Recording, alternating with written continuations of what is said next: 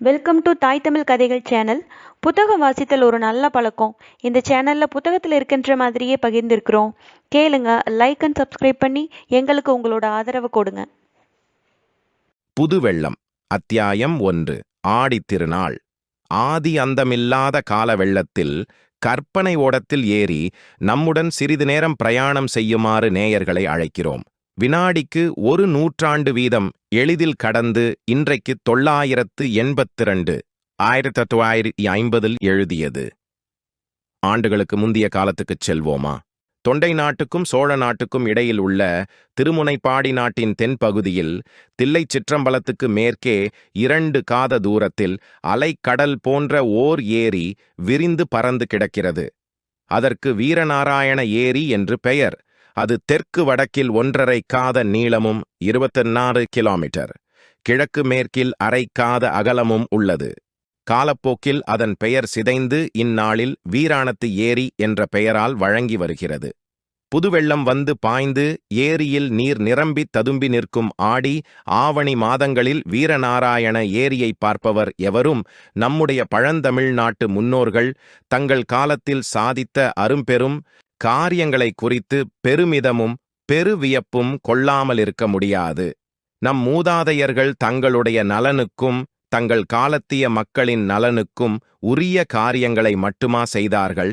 தாய்த் திருநாட்டில் தங்களுக்கு பிற்காலத்தில் வாழையடி வாழையாக வரப்போகும் 1000 கால சந்ததிகளுக்கும் நன்மை பயக்கும் மாபெரும் செயல்களை நிறைவேற்றி விட்டுப்போனார்கள் அல்லவா? ஆடித்திங்கள் 18ஆம் நாள் முன் மாலை நேரத்தில் அலைக்கடல் போல் விரிந்து பறந்திருந்த வீரநாராயண ஏரிக்கரை மீது ஒரு வாலிப வீரன் குதிரை ஏறி பிரயாணம் செய்து கொண்டிருந்தான். அவன் தமிழகத்து வீர சரித்திரத்தில் புகழ்பெற்ற வாணர் குலத்தைச் சேர்ந்தவன். வல்லவரையன் வந்தியத்தேவன் என்பது அவன் பெயர். நெடுந்தூரம் பிரயாணம் செய்து அலுத்துக் களைத்திருந்த அவனுடைய குதிரை மெல்ல மெல்ல நடந்து சென்று கொண்டிருந்தது. அதை பற்றி அந்த இளம் வீரன் கவலைப்படவில்லை. அகண்டமான அவன் வீரநாராயண ஏரியின் தோற்றம் அவன் உள்ளத்தை அவ்வளவாக வசீகரித்திருந்தது. ஆடி 18ஆம் பெருக்கன்று சோழ நாட்டு நதிகளிலெல்லாம் வெள்ளம் இருகரையும் தொட்டுக்கொண்டு ஓடுவது வழக்கம். அந்த நதிகளிலிருந்து தண்ணீர் பெறும் ஏரிகளும் பூரணமாக நிரம்பிக் கரையின் உச்சியை தொட்டுக்கொண்டு அலைமோதிக் கொண்டிருப்பது வழக்கம். வட காவேரி என்று பக்தர்களாலும் கொள்ளிடம் என்று பொதுமக்களாலும் வழங்கப்பட்ட நதியிலிருந்து வடவாற்றின் வழியாக தண்ணீர் வந்து வீரநாராயண ஏரியில் பாய்ந்து அதை ஒரு பொங்கும் கடலாக ஆக்கியிருந்தது. அந்த ஏரியின் 74 கணவாய்களின் வழியாகவும் தண்ணீர் குமுகுமுவென்று பாய்ந்து சுற்றுப்பக்கத்தில் நெடுந்தூரத்துக்கு நீர்வளத்தை அளித்துக் கொண்டிருந்தது. அந்த ஏரித் தண்ணீரைக் கொண்டு கண்ணுக்கெட்டிய தூரம் கழனிகளில் உழவும் நடவும் நடந்து கொண்டிருந்தன. உழுது கொண்டிருந்த குடியானவர்களும் நடவு நட்டுக் கொண்டிருந்தனர். உழுது கொண்டிருந்த குடியானவர்களும் நடவு நட்டுக் கொண்டிருந்த குடியானவ பெண்களும் இனிய இசைகளில் குதூகலமாக அங்கங்கே பாடிக்கொண்டிருந்தார்கள். இதையெல்லாம் கேட்டுக்கொண்டு வந்தியத்தேவன் களைத்திருந்த குதிரையை விரட்டாமல் மெதுவாகவே போய்க் கொண்டிருந்தான். ஏரிக்கரை மீது ஏறியதிலிருந்து அந்த ஏரிக்கு 74 கணவாய்கள் உண்டு என்று சொல்லப்படுவது உண்மைதானா என்று அறிந்து கொள்ளும் நோக்கத்துடன் அவன் கணவாய்களை எண்ணிக்கொண்டே வந்தான். ஏறக்குறைய 1.5 காத தூரம் அவன் அந்த மாபெரும் ஏரிக்கரையோடு வந்த பிறகு 70 கணவாய்களை எண்ணியிருந்தான். ஆகா, இது எவ்வளவு பிரம்மாண்டமான ஏரி! எத்தனை நீளம், எத்தனை அகலம்!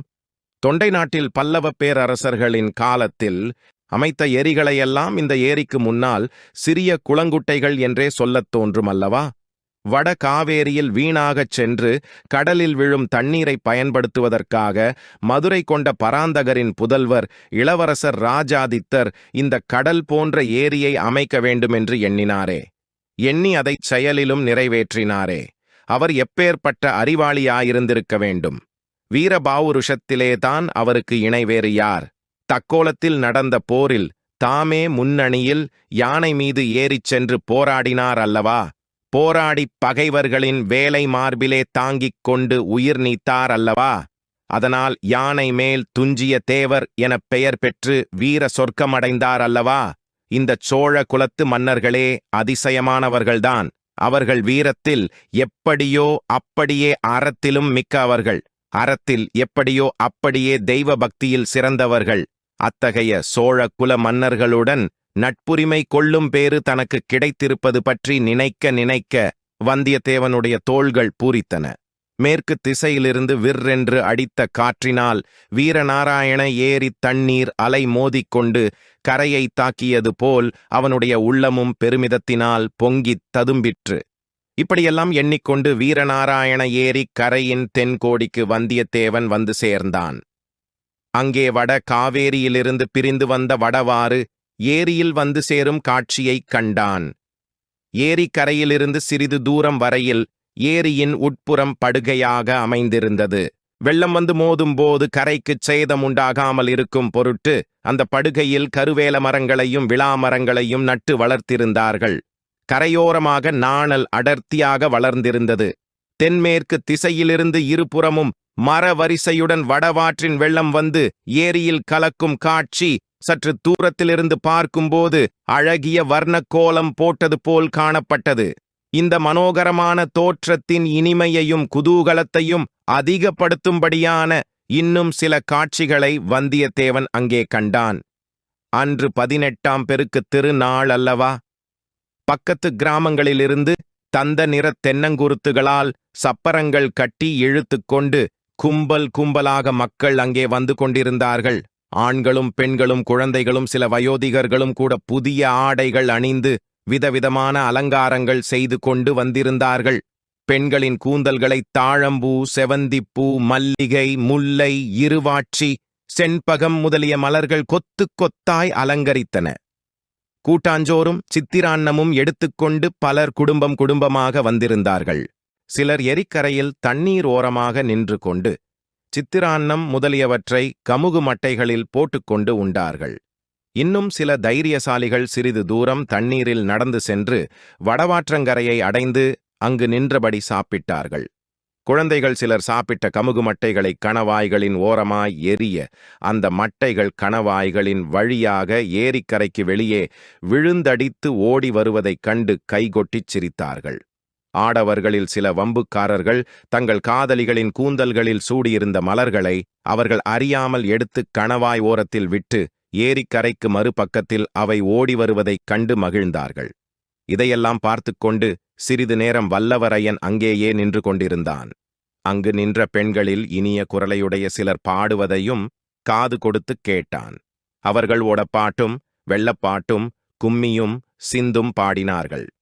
வடவாறு பொங்கி வருது வந்து பாருங்கள் பள்ளியரே, வெள்ளாறு விரைந்து வருது வேடிக்கை பாருங்கள் தோழியரே, காவேரி புரண்டு வருது காண வாருங்கள் பாங்கியரே என்பன போன்ற வெள்ளப்பாட்டுக்கள் வந்தியத்தேவன் செவிகளில் இன்ப வெள்ளமாக பாய்ந்தன. வேறு சிலர் சோழகுல மன்னர்களின் வீரப் புகழை கூறும் பாடல்களை பாடினார்கள். 32 போர்களில் ஈடுபட்டு உடம்பில் 96 காயங்களை ஆபரணங்களாக பூண்டிருந்த விஜயாலய சோழனின் வீரத்தை சில பெண்கள் பாடினார்கள்.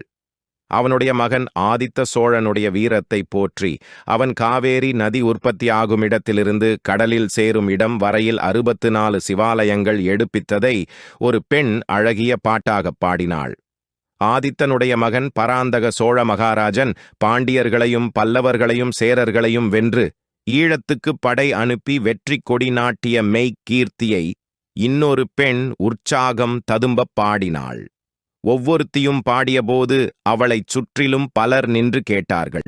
அவ்வப்போது ஆ ஆ என்று கோஷித்து தங்கள் மகிழ்ச்சியை தெரிவித்துக் கொண்டார்கள். குதிரை மீது இருந்தபடியே அவர்களுடைய பாடல்களை கேட்டுக்கொண்டிருந்த வந்தியத்தேவனை ஒரு மூதாட்டி கவனித்தாள். தம்பி, வெகு தூரம் வந்தாய் போலிருக்கிறது. களைத்திருக்கிறாய்.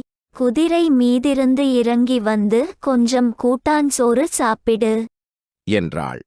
உடனே பல இள நங்கைகள் நம் வாலிப பிரயாணியை பார்த்தார்கள். அவனுடைய தோற்றத்தை குறித்து தங்களுக்குள் இரகசியமாய் பேசிக்கொண்டு கலகலவென்று சிரித்தார்கள். வந்தியத்தேவனை ஒரு பக்கம் வெட்கமும் இன்னொரு புறம் குதூகலமும் பிடுங்கித் தின்றன. அந்த மூதாட்டி சொற்படி இறங்கிச் சென்று அவள் தரும் உணவை சாப்பிடலாமா என்று ஒரு கணம் சிந்தித்தான். அப்படிச் சென்றால் அங்கே நின்ற இளமங்கைமார்கள் பலரும் அவனைச் சூழ்ந்து கொண்டு பரிகசித்துச் சிரிப்பார்கள் என்பது நிச்சயம். அதனால் என்ன? அத்தனை அழகிய பெண்களை ஒரே இடத்தில் காண்பது சுலபமான காரியமா? அவர்கள் தன்னை பரிகசித்துச் சிரித்தாலும் அந்த ஒலி தேவகானமாகவே இருக்கும். வந்தியத்தேவனின் யாவுவனக் கண்களுக்கு அந்த ஏரிக்கரையில் நின்ற நங்கைகள் எல்லாரும் அரம்பைகளாகவும் மேனகைகளாகவுமே தோன்றினார்கள். ஆனால் அதே சமயத்தில் தென்மேற்கு திசையில் வடவாற்றின் நீரோட்டத்தில் தோன்றிய ஒரு காட்சி அவனைச் சிறிது தயங்கச் செய்தது. வெள்ளைப்பாய்கள் விரிக்கப்பட்ட 7-8 பெரிய ஓடங்கள் வெண் சிறகுகளை விரித்து கொண்டு நீரில் மிதந்து வரும் அன்னப்பட்சிகளைப் போல் மேலக் காற்றினால் உந்தப்பட்டு விரைந்து வந்து கொண்டிருந்தன. ஏரிக்கரையில் பல வகை களியாட்டங்களில் ஈடுபட்டிருந்த ஜனங்கள் அத்தனை பேரும் அந்த படகுகள் வரும் திசையையே ஆவலுடன் பார்க்கத் தொடங்கினார்கள். அந்த படகுகளிலே ஒரு படகு எல்லாவற்றுக்கும் முன்னதாக விரைந்து வந்து ஏரிக்கரை வடக்கு நோக்கித் திரும்பும் மூலையை அடைந்தது. அந்த படகில் கூறிய பிரகாசமான வேல்களை ஏந்திய ஆஜானுபாகுவான வீரர்கள் பலர் இருந்தார்கள். அவர்களில் சிலர் ஏரிக்கரையில் குதித்திறங்கி அங்கே இருந்த ஜனங்களைப் பார்த்து போங்கள் போங்கள் என்று விரட்டினார்கள். அவர்கள் அதிகமாக விரட்டுவதற்கு இடம் வையாமல் ஜனங்களும் அவரவர்களுடைய பாத்திரங்கள் முதலியவற்றை எடுத்துக்கொண்டு விரைந்து கரையேறத் தொடங்கினார்கள். வந்தியத்தேவனுக்கு இது ஒன்றும் விளங்கவில்லை. இந்த வீரர்கள் யார்? பின்னால் வரும் பாய் விரித்த படகுகளில் யார் வருகிறார்கள்? எங்கிருந்து வருகிறார்கள்? ஒருவேளை அரச குடும்பத்தைச் சேர்ந்தவர்களாயிருப்பார்களோ? ஏரிக்கரையில் கையிலே கோல் பிடித்து நின்ற பெரியவர் ஒருவரை வல்லவரையன் அணுகினான். ஐயா, இந்த வீரர்கள் யாரைச் சேர்ந்தவர்கள்? அதோ பின்னால் வரும் அன்னக்கூட்டம் போன்ற ஓடங்கள் யாருடையவை? எதற்காக இவ்வீரர்கள் மக்களை விரட்டுகிறார்கள்? மக்களும் எதற்காக விரைகிறார்கள் என்று கேள்விகளை அடுக்கினான். தம்பி, உனக்குத் தெரியவில்லையா என்ன? அதோ அந்த படகுகளின் நடுப்படகில் ஒரு கொடி பறக்கிறதே, அதில் என்ன எழுதியிருக்கிறது பார் என்றார் பெரியவர். பனைமரம் போல் தோன்றுகிறது. பனைமரம்தான். பனைமரக் கொடி பழுவேட்டரையர் கொடி என்று உனக்குத் தெரியாதா? மகாவீரர் பழுவேட்டரையரா வருகிறார் என்று வந்தியத்தேவன் திடுக்கிட்ட குரலில் கேட்டான். அப்படித்தான் இருக்க வேண்டும். பனைமரக் கொடியை உயர்த்திக் கொண்டு வேறு யார் வர முடியும்? என்றார் பெரியவர். வல்லவரையனுடைய கண்கள் அளவிலா வியப்பினால் விரிந்து படகுகள் வந்த திசையை நோக்கின. பழுவேட்டரையரை பற்றி வல்லவரையன் எவ்வளவோ கேள்விப்பட்டிருந்தான். யார்தான் கேள்விப்படாமல் இருக்க முடியும்? தெற்கே ஈழ நாட்டிலிருந்து வடக்கே கலிங்க நாடு வரையில் அண்ணன் தம்பிகளான பெரிய பழுவேட்டரையர், சின்ன பழுவேட்டரையர் என்பவர்களுடைய பெயர்கள் பிரசித்தமாயிருந்தன. உறையூருக்கு பக்கத்தில் வட காவேரியின் வடகரையில் உள்ள பழுவூர் அவர்களுடைய நகரம். விஜயாலய சோழன் காலத்திலிருந்து பழுவேட்டரையர் குலம் வீர புகழ் பெற்றிருந்தது. அக்குடும்பத்தார் சோழ மன்னர் குடும்பத்துடன் கொள்வினை கொடுப்பினை செய்து வந்தனர். இது காரணமாகவும் அவர்களுடைய குலத்தொன்மை வீரப்புகழ் இவை காரணமாகவும் பழுவேட்டரையர் குலம் அரச குலத்தின் சிறப்புகள் எல்லாம் பெற்றிருந்தது. தனியாக கொடி போட்டுக் கொள்ளும் உரிமையும் அக்குலத்துக்கு உண்டு. இப்போதுள்ள பழுவேட்டரையர் இருவரில் மூத்தவர் 24 போர்களில் ஈடுபட்டவர். அவருடைய காலத்தில் அவருக்கு இணையான வீரர் சோழ நாட்டில் யாரும் இல்லை என்று புகழ் பெற்றவர். இப்போது பிராயம் 50க்கு மேல் ஆகிவிட்டபடியால் அவர் போர்க்களங்களுக்கு நேரில் செல்வதில்லை. ஆனால் சோழ நாட்டு அரசாங்கத்தில் மிக உன்னதமான பல பதவிகளை வகித்து வந்தார். அவர் சோழ சாம்ராஜ்யத்தின் தனாதிகாரி, தான்யாதிகாரி. தன பண்டாரமும் தான்ய பண்டாரமும் அவருடைய அதிகாரத்தில் இருந்தன. அரசியலின் தேவைக்கு தகுந்தபடி இறை விதித்து வசூலிக்கும் அதிகாரம் அவரிடம் இருந்தது. எந்தச் சிற்றரசரையும் கோட்டத் தலைவரையும் பெரிய குடித்தனக்காரரையும் இவ்வாண்டு இவ்வளவு இறை தர வேண்டும் என்று கட்டளையிட்டு வசூலிக்கும் உரிமை அவருக்கு இருந்தது. ஆகவே சுந்தர சோழ மகாராஜாவுக்கு அடுத்தபடியாகச் சோழ சாம்ராஜ்யத்தில் இப்போது வலிமை மிக்கவர் பழுவேட்டரையர்தான். அத்தகைய மகாவீரரும் அளவிலா வலிமையும் அதிகாரமும் படைத்தவருமான பெரிய பழுவேட்டரையரை பார்க்க வேண்டும் என்ற ஆவல் வந்தியத்தேவனுடைய உள்ளத்தில் பொங்கியது. ஆனால் அதே சமயத்தில் காஞ்சி நகரின் புதிய பொன் மாளிகையில் இளவரசர் ஆதித்த கரிகாலர் தன்னிடம் அந்தரங்கமாகச் சொன்ன செய்தி அவனுக்கு நினைவு வந்தது. வந்தியத்தேவா, நீ சுத்த வீரன் என்பதை நன்கு அறிவேன். அத்துடன் நீ நல்ல அறிவாளி என்று நம்பி இந்த மாபெரும் பொறுப்பை உன்னிடம் ஒப்புவிக்கிறேன். நான் கொடுத்த 2 ஓலைகளில் ஒன்றை என் தந்தை மகாராஜாவிடமும் இன்னொன்றை என் சகோதரி இளைய பிராட்டியிடமும் ஒப்புவிக்க வேண்டும். தஞ்சையில் இராஜ்யத்தின் பெரிய பெரிய அதிகாரிகளைப் பற்றி கூட ஏதேதோ கேள்விப்படுகிறேன். ஆகையால் நான் அனுப்பும் செய்தி யாருக்கும் தெரியக்கூடாது. எவ்வளவு முக்கியமானவராயிருந்தாலும் நீ என்னிடமிருந்து ஓலை கொண்டு போவது தெரியக்கூடாது. வழியில் யாருடனும் சண்டை பிடிக்கக்கூடாது. நீயாக வலுச்சண்டைக்குப் போகாமலிருந்தால் மட்டும் போதாது. மற்றவர்கள் வலுச்சண்டைக்கு இழுத்தாலும் நீ அகப்பட்டுக் கொள்ளக்கூடாது. உன்னுடைய வீரத்தை நான் நன்கறிவேன். எத்தனையோ தடவை நிரூபித்திருக்கிறாய். ஆகையால் வலிய வரும் சண்டையிலிருந்து விலகிக் கொண்டாலும் கௌரவ குறைவு ஒன்றும் உனக்கு ஏற்பட்டு விடாது. முக்கியமாக பழுவேட்டரையர்களிடமும் என் சிறிய தந்தை மதுராந்தகரிடமும் நீ மிக்க ஜாக்கிரதையாக நடந்து கொள்ள வேண்டும். அவர்களுக்கு நீ இன்னான் என்று கூட தெரியக்கூடாது. நீ எதற்காகப் போகிறாய் என்று அவர்களுக்கு கண்டிப்பாய் தெரியக்கூடாது. சோழ சாம்ராஜ்யத்தின் பட்டத்துக்குரிய இளவரசரும் வடதிசை சைன்யத்தின் மகாதண்ட நாயகருமான ஆதித்த கரிகாலர் இவ்விதம் சொல்லியிருந்தார். மேலும் வந்தியத்தேவன் நடந்து கொள்ள வேண்டிய விதங்களைப் பற்றியும் படித்து கூறியிருந்தார். இவையெல்லாம் நினைவு வரவே பழுவேட்டரையரை பார்க்க வேண்டும் என்ற ஆவலை வல்லவரையன் அடக்கிக் கொண்டான். குதிரையை தட்டிவிட்டு வேகமாகச் செல்ல முயன்றான். என்ன தட்டிவிட்டாலும் களைப்புற்றிருந்த அந்த குதிரை மெதுவாகவே சென்றது. இன்று இரவு கடம்பூர் சம்புவரையர் மாளிகையில் தங்கிவிட்டு நாளை காலையில் புறப்படும்போது வேறு நல்ல குதிரை சம்பாதித்துக் கொண்டே கிளம்ப வேண்டும் என்று மனதிற்குள் தீர்மானித்துக் கொண்டான். மீண்டும் சந்திப்போம். லைக் அண்ட் சப்ஸ்கிரைப் பண்ணி எங்களுக்கு ஆதரவு கொடுங்க. தேங்க்யூ.